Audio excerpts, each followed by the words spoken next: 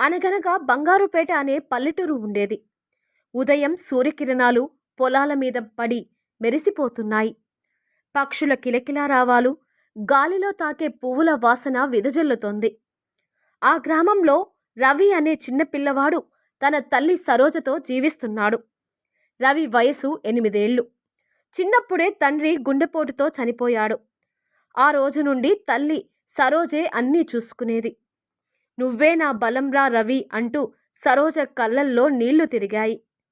సరోజ చిన్నప్పుడే చదువు ఆపేసింది. కానీ తన కొడుకు పెద్ద చదువులు చదువుకొని మంచి పేరు తెచ్చుకోవాలని సరోజ కల.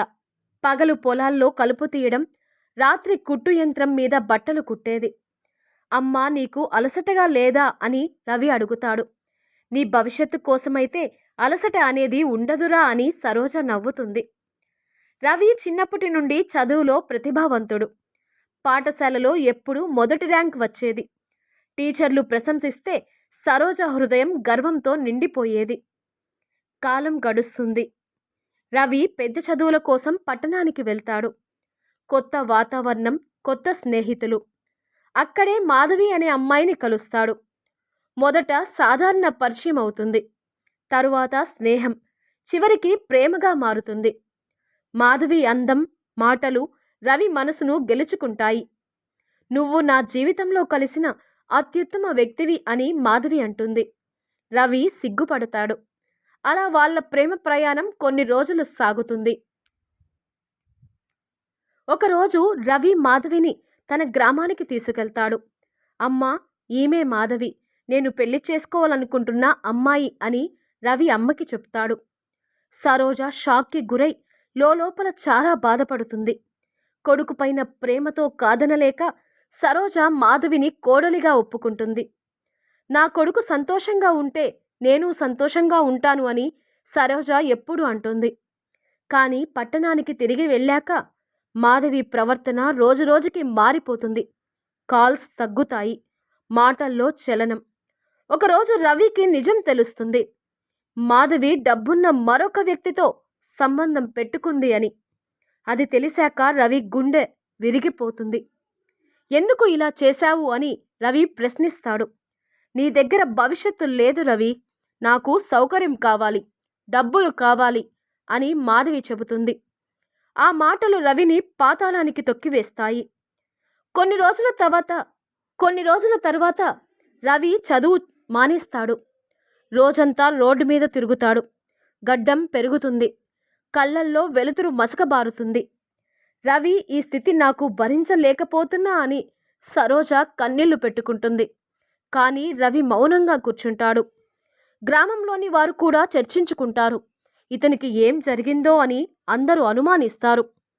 ఒక రాత్రి రవి రోడ్డు పక్కన మూర్ఛపడిపోతాడు. సరోజ పరిగెత్తుకుంటూ వస్తుంది.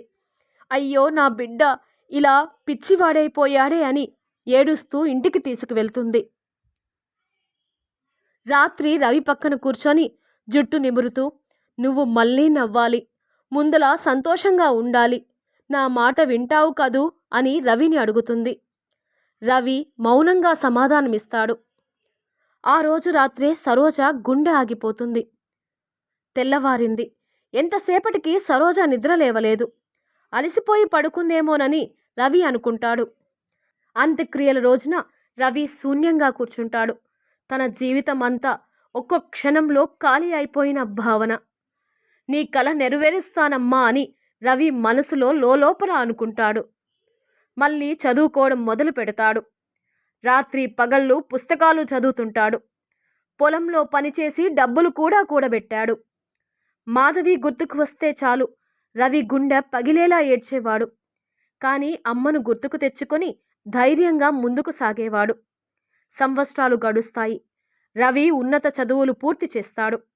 పట్టణంలో మంచి ఉద్యోగం వస్తుంది. కానీ బంగారుపేట పల్లె అతనికి ఎప్పటికీ ప్రత్యేకం. అమ్మ జ్ఞాపకాలు అక్కడే ఉన్నాయి. ఒకరోజు పట్టణం నుండి తిరిగి వస్తాడు. అమ్మ కుట్టు యంత్రాన్ని మెల్లగా తాకుతాడు. నీ చేతులు ఈ యంత్రం మీద ఎంత కష్టపడ్డాయో అని రవి కళ్ళల్లో నీళ్లు తిరుగుతాయి. ఇంటి గోడల మీద అమ్మ ఫోటోలు చూసుకుంటాడు. చిన్నప్పుడు స్కూల్ యూనిఫామ్ వేసిన ఫోటో ముందు నిలబడి నవ్వుకుంటాడు. గ్రామంలోని పిల్లలకు పాఠాలు చెప్పడం మొదలు పెడతాడు. నేను పెరిగినప్పుడు అమ్మ కల నెరవేరలేదు, కానీ మీ కలలు నెరవేర్చాలి అని రవి విద్యార్థులకు చెబుతాడు. అతని కష్టం పట్టుదలతో గ్రామంలో కొత్త పాఠశాల నిర్మిస్తాడు. దాని పేరు సరోజ మెమోరియల్ స్కూల్ అని పెడతాడు. ప్రారంభోత్సవం రోజున గ్రామ ప్రజలు అందరూ వస్తారు. రవి స్టేజ్ మీద మైక్ పట్టుకుంటాడు. ఈ స్కూల్ మా అమ్మకు అంకితం. ఆమె నాకు నిజమైన ప్రేమ చూపించింది అని రవి ఏడుస్తాడు. ప్రేక్షకుల కళ్ళల్లో కన్నీళ్లు. వృద్ధులు, పిల్లలు అందరూ చప్పట్లు కొడతారు. రవి కళ్ళల్లో తృప్తి కనిపిస్తుంది. అమ్మా, నువ్వు ఉన్నావు అని నా లోపల అని మౌనంగా విడిపోతాడు. ఆ రోజు రాత్రి నక్షత్రాల వైపు చూస్తాడు. గాలిలో అమ్మ సరోజాల ఒక తాకిడి తెలుస్తుంది. నేను మళ్ళీ పడిపోను అమ్మా అని రవి గట్టిగా అరుస్తాడు. మనం గర్వపడే రోజులు వచ్చాయి అమ్మా అంటాడు. పల్లె లోపల మళ్ళీ అతని నవ్వు వినిపిస్తుంది. పిల్లలు రవి అన్నయ్య, రవి అన్నయ్య అని పిలుస్తారు. అతను వారిని ప్రేమతో కౌగిలించుకుంటాడు. మీరు నా కొత్త కలలు అని అంటాడు. మాధవి గురించి ఆలోచన ఎప్పటికప్పుడు వస్తుంది, కానీ అది ఇప్పుడు ఒక గుణపాఠం మాత్రమే. అమ్మ ప్రేమ మాత్రం ఎప్పటికీ మిగిలిపోతుంది. ఆ ప్రేమే అతని బలం. రవి కథ ఒక తల్లి ప్రేమతో కూడిన పునర్జన్మ.